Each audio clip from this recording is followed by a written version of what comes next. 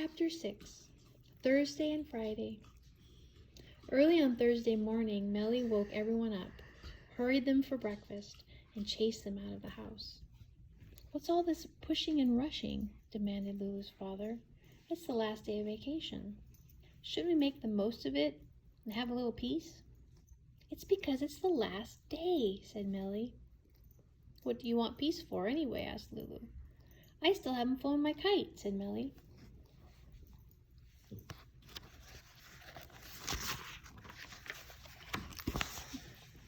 Lulu's parents looked at each other, then out the window.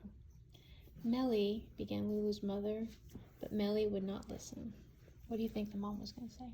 There's no wind. Over the sand dunes, she raced the family and onto the wide, sunny beach. Not a breath of wind was blowing. Not a breath of wind blew all that day. They tried the beach, and they tried the park, and they tried the high place on the cliffs where the fort stood. They discovered that no amount of running or tossing and adjusting and untangling will make a kite fly without any wind.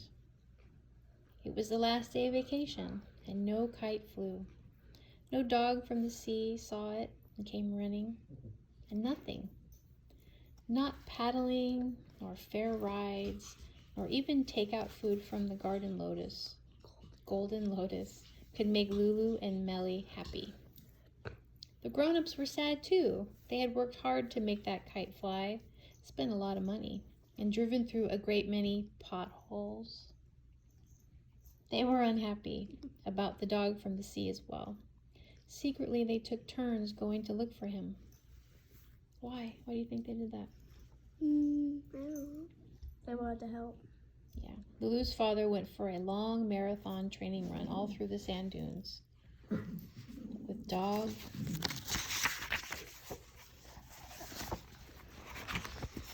biscuits in his pockets. Lulu's mother walked in the opposite direction with a bucket and a bottle of water. She stopped to talk with the people from the hot dog and ice cream stall, and with the lady at the bucket and shovel shop. Nobody had seen the dog from the sea. Where do you think he went? I don't know. To their home. To their house? Yeah. But he's not there. In the evening, promises were made to Me-ellie. "We have to get an early start in the morning," Lulu's mother told her. "I'm sorry, Me-ellie, but I have to be at work at the hospital by lunchtime." Me-ellie nodded.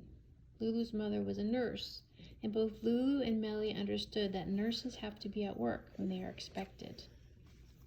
But the first windy day at home, that everyone is free, we will stop whatever we're doing and rush to the park with your kite, we promise. Don't we, Lulu?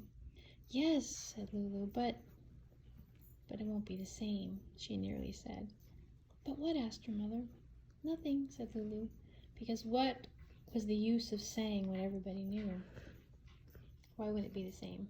Because they're not on the beach. The bare little cottage was She's not on the beach. tidied and cleaned. Bags were packed. Sand drips were swept from the corners of floors.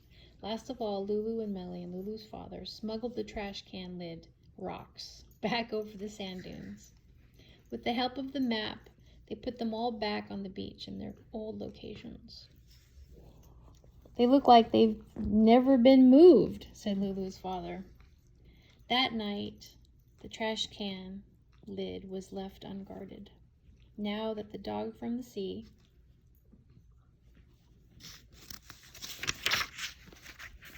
had disappeared, he no longer seemed such an impossible idea to Lulu's parents.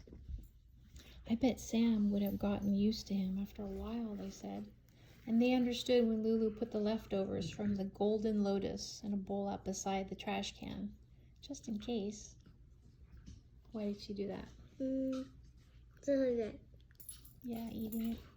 They understood, too, when Me-ellie could not bear to pack her unflown kite. "Just let me keep it like it is until morning, just to look at it," she begged. "All right, Me-ellie." They even understood when Lulu insisted on keeping the bedroom window wide, wide open. But no getting out and camping by the trash can, said Lulu's father, astonishing Lulu, who had not even told Me-ellie of this very private idea. Promise? Promise, said Lulu reluctantly. Promise, said Lulu reluctantly. Go to sleep quickly then, said Lulu's parents, who kissed them and went to bed. Going to sleep quickly was not something that Lulu and Me-ellie usually managed. Usually they chatted for hours. This time, however, they went to sleep quickly. Why do you think that is? Because of the dog. Yeah. Me-ellie woke with a jump in a room full of gray light. It was dawn, and it was cold, and the air was full of a thin sound. At the window, the curtains were streaming like flags into the room. Lulu, Lulu, whispered Me-ellie. The wind is blowing. The wind was blowing, and Lulu's watch said 4:30 in the morning. They had hours and hours before the grown-ups woke. They had not paused for a moment. They did not pause for a moment. Lulu put on her sandals. Me-ellie picked up her kite. First Lulu, then Me-ellie climbed out of the window. The food from the golden lotus was still untouched in a bowl by the trash. I shall see the kite, said Lulu, and followed Me-ellie across the patch of blue-green grass into the sandy paths that wound through the sand dunes and onto the empty beach. A strong, straight wind was blowing, a perfect flying wind. The kite, with its flock of bright seagulls, leaped into the sky. From the moment the kite took off, Lulu and Me-ellie forgot everything but the need to hold on to it. It pulled on the strings like something alive. No flock of seagulls had ever soared higher. The kite raced in front of the wind, and Lulu and Me-ellie raced along the beach behind it, each clinging to a kite handle. Hold tight with both hands, screamed Me-ellie, and it lifted them as they ran, so that they hardly felt their feet touch the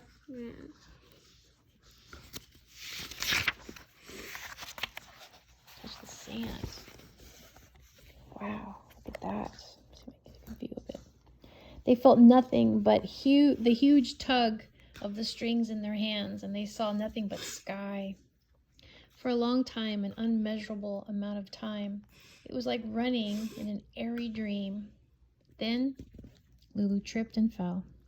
The kite string handle flew out of her hand, and the kite, suddenly unbalanced, spun in a spiral, poised in the air for a moment, and then dived its whole flock of rainbow seagulls headfirst into the sand dunes. Oh! Gasped Me-ellie, while Lulu picked herself up. My kite! My kite! She started running to where it had fallen.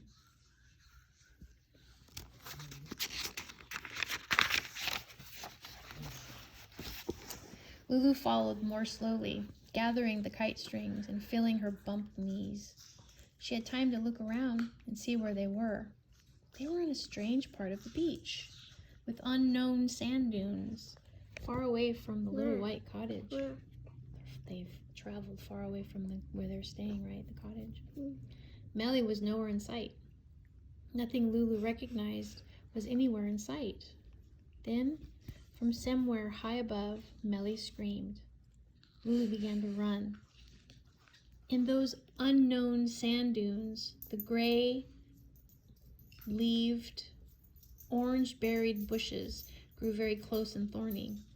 The sand paths were narrower, made for rabbits, not people. The hollows were deep and unexpected. The grasses grew over them and hid them, so they opened suddenly like traps. Lulu! Cried Me-ellie, and Lulu called back, Where are you? Where are you? And stumbled as she hurried. It took a long time to find Me-ellie. It was like trying to find someone in a maze.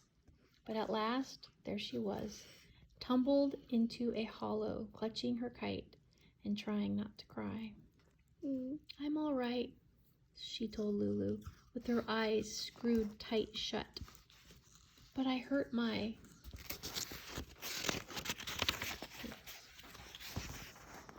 foot. I heard it really. She gave a little sob. What's a sob? Hmm?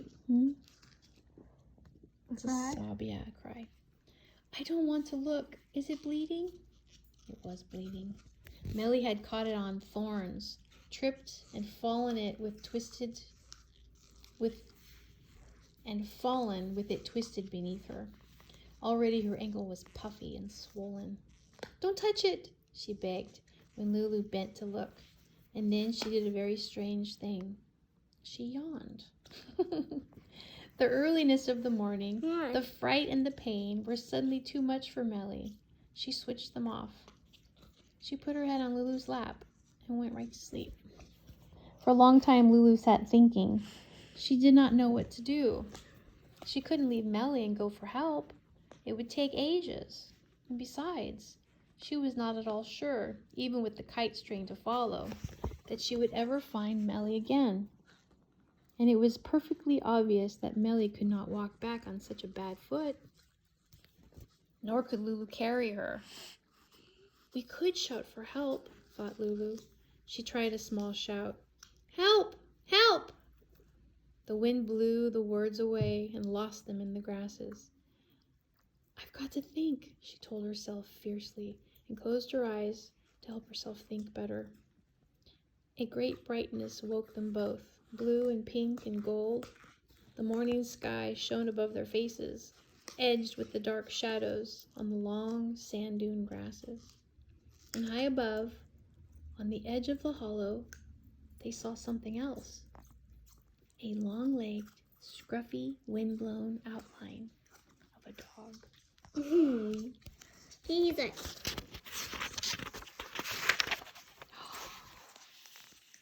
A dog who from far away had seen a kite and came running. The dog from the sea looked down at Lulu and Me-ellie, dark against the bright sky, like an illustration from a fairy tale. The dog from the sea stared at Lulu and Me-ellie in great surprise. He had not expected to find them when he had come running to investigate the kite. What were they doing so far from their home? Where were their grown-ups? And what about Sam? The dog from the sea tilted his head with its paper bag ears one way and then the other, trying to understand. They were talking hurriedly and worriedly. Go with him. Maybe he'll take you back to the cottage. What, and leave you here? You could... You know I wouldn't. I'm all right, Lulu. Really I am. It hardly hurts if I keep still. What if you try to stand?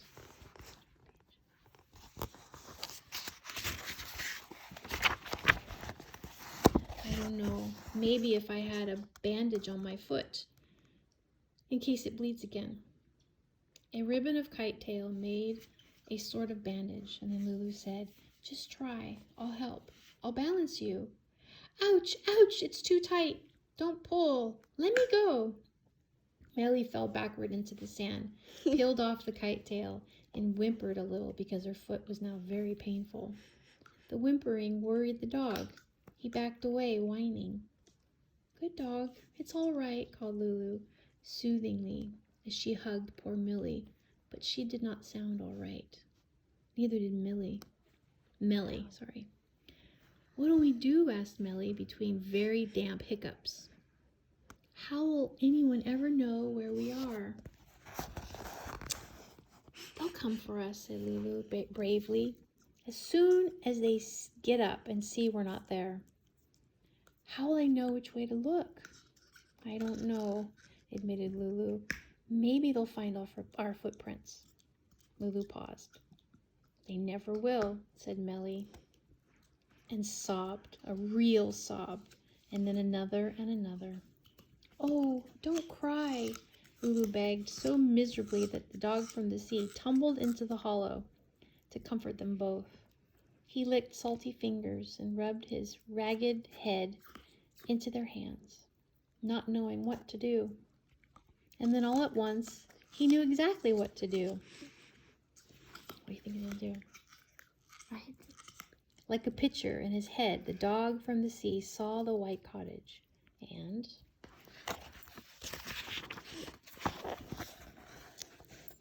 the grown-ups, belonging to his 2 unhappy friends. They would have to be fetched. He left Lulu and Me-ellie, and suddenly as he had found them, leaping out of the hollow and vanishing among the sand dunes. He did not want to fetch the grown-ups. He did not want to come back to where the dog catchers had been. For all he knew, they might be there still. But he could not think of anything else to do, so he did it. His long legs raced along the beach as fast as the cloud shadows raced across the sea. Me-ellie's kite tail bandage, picked up at the last moment as he left, streamed behind him like a banner. In minutes, he was back at the cottage, and there were the grown-ups, calling and searching up and down the sand dunes and in and out the house. Sam saw him first. "Ruff!" barked Sam, but not very fiercely. He was too tired to be fierce. He had been up for ages with no breakfast, trudging through the sandy paths, trying to find the girls. "Ruff!" barked Sam, but he didn't really mean it. "Woof, woof, woof!" replied the dog from the sea. "Listen!" called the grown-ups, and they both came running. "Oh boy, look, look, it's the dog from the sea." "Oh," cried Lulu's mother, and she picked up the kite ribbon. "He knows where they are," Lulu's father exclaimed. "Woof!" commanded the dog from the sea. Everyone can tell what he wanted. What did he want? To follow. Yeah. So Me-ellie and Lulu were rescued. First came the dog from the sea. Next came Lulu's father, who was very glad he had done so much training for when he might run a marathon. Then Lulu's mother kept up very well, considering she had spent the whole week reading book after book, although not War and Peace. Last of all, Sam. Sam did not run to the rescue, he walked. He's like, Sam was take his time. Yeah. Sam was only a little way along the journey Sam's beanbag. when they all came back. He stopped when he saw the dog from the sea. The dog from the sea stopped when he saw Sam. But Lulu's father, who was carrying Me-ellie, said, "Don't be silly, you two." What does that mean? Don't bark at each other. Right. Lulu's mother, who was carrying the kite, said, "You might as well make friends." And Lulu put them each on a kite tail leash and led them back to the cottage, where Me-ellie's sprained foot was bathed and bandaged with an ice pack. "There's no time for telling you off," said Lulu's parents, as the bandaging took place. But if there was, luckily there wasn't. There was only time to fling the last things in the car and somehow find an extra place on the back seat for Sam. Because, what? They're gonna bring him. You're never going to leave. Oh, because you're never going to leave with that dog, demanded the cottage owner. Wow.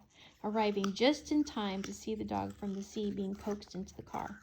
"We are," said Me-ellie, smiling up at her. "Aren't you happy?" "Happy? What are you thinking? Isn't one dog enough?" "The more the merrier," said Lulu's mother. "He's been wonderful," said Lulu's father. "Well, good riddance, I say," said the cottage owner, glaring. "But don't say I didn't warn you. He's trouble, that dog. He's a thief. He's a menace." "He's a hero," said Lulu. And she gave the dog from the sea one last hug before she climbed into her seat beside Me-ellie and...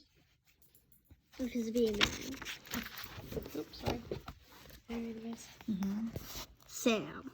He's ours and we love him and we're taking him with us. Bump went the car through the first of the potholes and then they were on the way home. The end. Thank you for watching. It was really good. The end.